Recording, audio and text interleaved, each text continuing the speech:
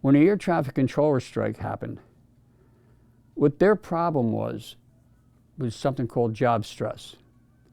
Okay, you work in the towers, you're looking at a monitor, planes are coming closer and closer to each other, you're giving them guidance as an air traffic controller.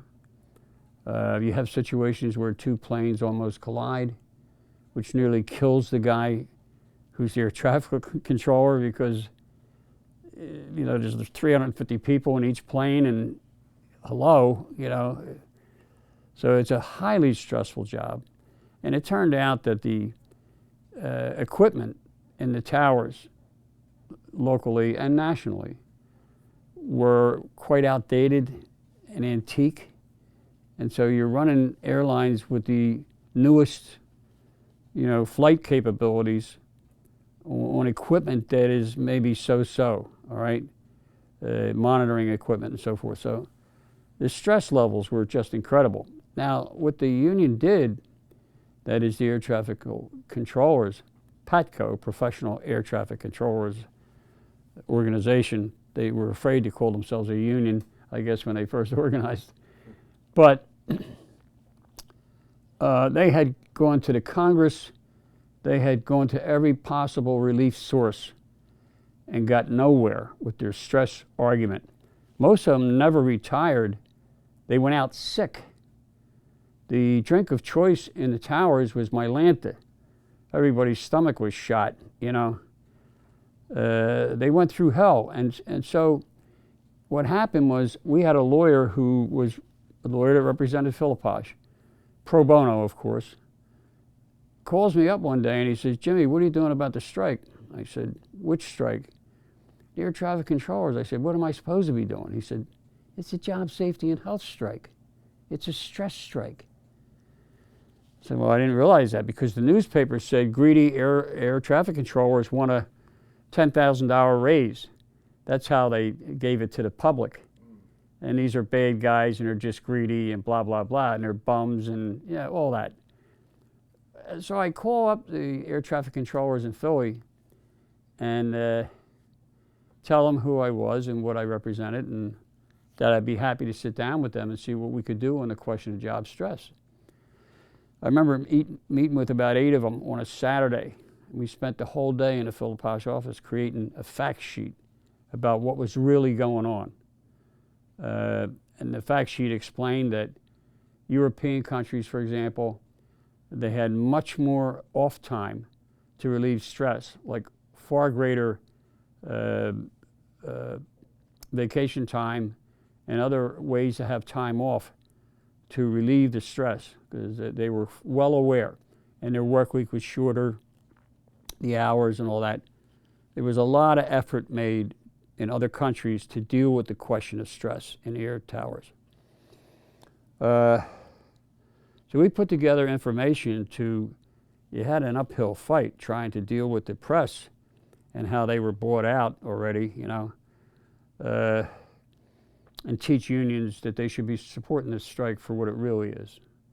And so I remember one day we handed out, 5,000 flyers at the airport, at about 30 union people out there. We hit every car going in the airport and every car coming out.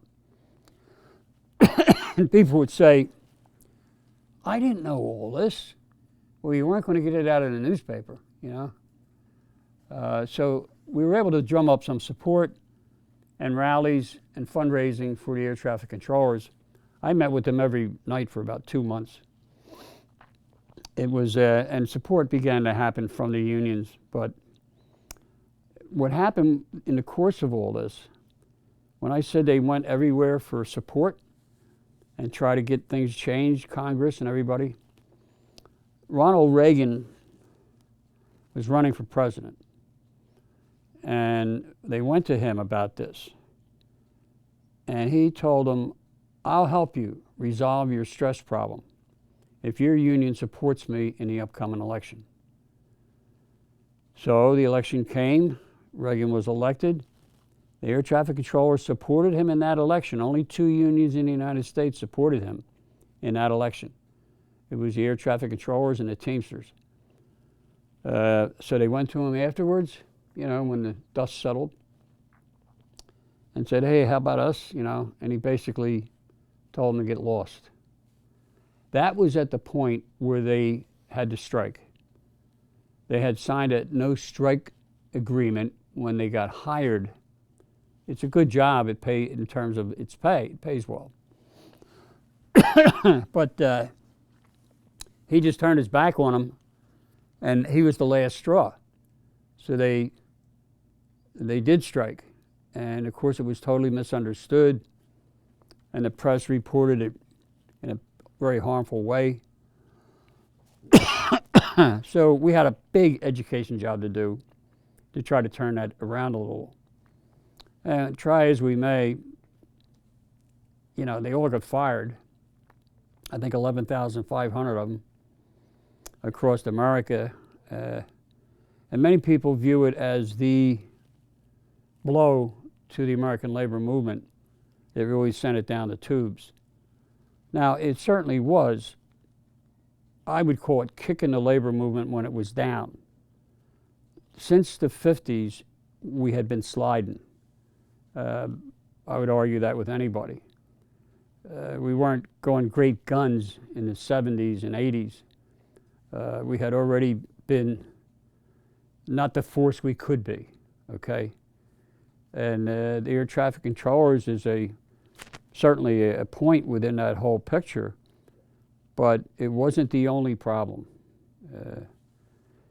I mean, the response of the American labor movement to the firing of the air traffic controllers, which should have been some kind of national day of support for the air traffic controllers, it was pretty much ignored. I remember there was a giant rally in Washington, D.C., and labor was heavily involved. It might have been called a Solidarity Day. 500,000 workers showed up.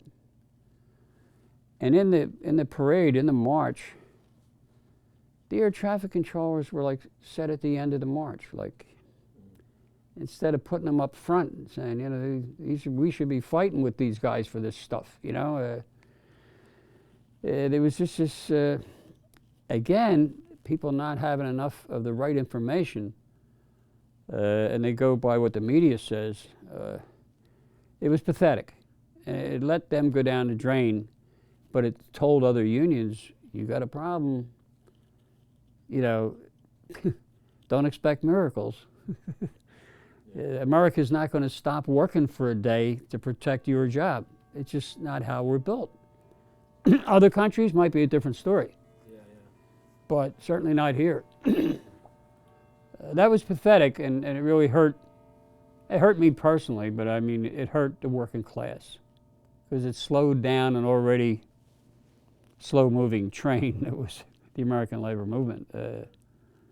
I mean, most cities don't even have Labor Day parades. And we hadn't had one for like 100 years in Philadelphia.